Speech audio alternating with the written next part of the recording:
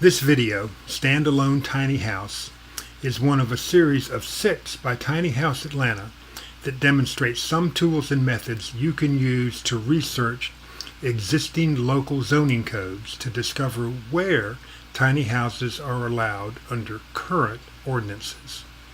And this video is based on 2 assumptions. 1, that you are researching where you can build a tiny house on a single lot. And 2, that you are familiar with the concepts found in our earlier videos, Zoning 201 Prologue and Zoning 201 First Steps. You can find these on this YouTube channel or at tinyhouseatlanta.com, which is where we are now. The purpose of this video is to show you how to discover if a jurisdiction will allow a small square foot tiny home to be built alone on a single lot. In most cases, given the cost of land, a tiny house on its own lot is not financially viable, but conditions could vary depending on the specific location. And it might also be possible to find an inexpensive lot because the lot is non-conforming.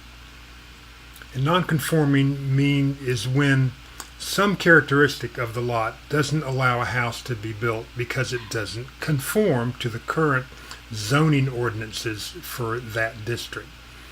The lot may be too small for the zoning district, or if the lot's big enough, the setback requirements might constrain the space available to build, or it doesn't have enough of the specified road frontage, or something else.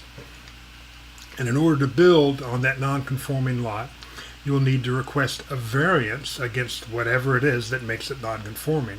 So you'll need to be well informed of what the parameters are for the piece of property you're interested in.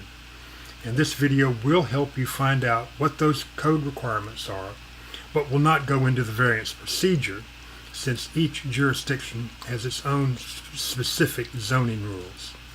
Now, I've decided to use Marietta, Georgia as an example to find 2 basic important pieces of information.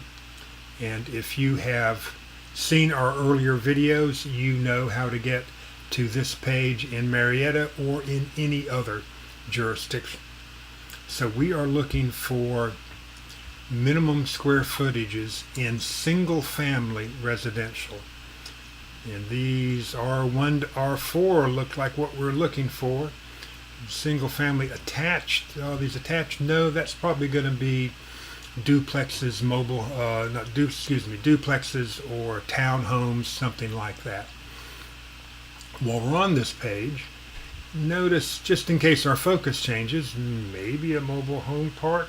It doesn't sound that great, but that might be possible for a tiny house on wheels. Or this planned residential development could be possible for a tiny house community, but that's not our focus right now. Although while I'm on this page, I'm going to look around for definitions. Usually it's at the beginning, but I don't see, because sometimes where they give you definitions, that just helps you figure out what in the world they're talking about. There we go. There's definitions. Good to know it's here. You might need that in the future. But now we are looking for minimum square footage requirements in single family residential. I'm going to choose this R4 since it's the smallest, the densest area. It's likely to have the smallest square footage requirements. So page opened, I noticed it's a PDF, so you could either bookmark it or save it as a PDF if you want. Okay, they can pack a lot of information in these requirements. Let's scroll down. We're looking for something that says square footage. We might as well keep our eyes open for something else in case our focus changes. Oh, well, there's guest homes. That's kind of like an ADU. Let's see if they're allowed, provided. So what you going to limit us to here?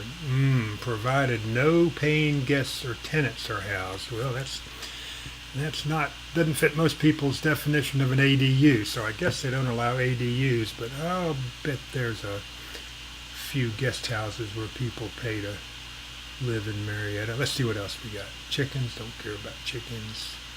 Chickens. Cemeteries? Don't have any bodies to bury. Swimming pools, so accessory structures. Well, if they had ADUs, that would be useful. Use limitation. Come on, we're looking for square footage. Come on, Mayretta, where's your... Oh, here we go. There we go. Minimum floor area. 1,200 square feet. Well, that doesn't look to me like that would fit anybody's definition of a tiny house. So I'm going to say, unless you can find your non-conforming lot, that you can't build a tiny house in Marietta. We could go back and check out the R2 or R3, but the likelihood that would be smaller, I think, is very small.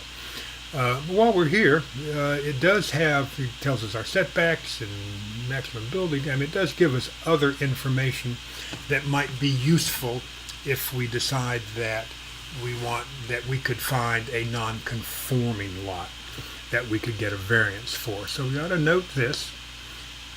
So now that we know non-conforming lot's the only thing we can do, let's go back and look for how to find a variance procedure. I had noticed the search box, and I like them search boxes because that can be a quick way. Oh yeah, variance, that's what I want, to get your variance information. And might want to bookmark this page. The application, couple pages for that, other information. We don't go into how to apply for the variance, but you will be glad if you had made note of a person with their phone number and email address, because if you are going to the variance steps, you will definitely want to contact staff and get their guidance, because there are other limitations that don't always show up in the zoning ordinance, things like buffers from state waters and easements for utilities and things like that. So you'll definitely need staff help if you are getting a non-conforming lot and want to apply for a variance. So that's everything for this video. I just want to again note the value of staying alert for extra information. We did see several things as we skimmed through. So if you do want to research further with ADUs or tiny houses on wheels or tiny house communities, please look at our other appropriate videos. Thank you for watching.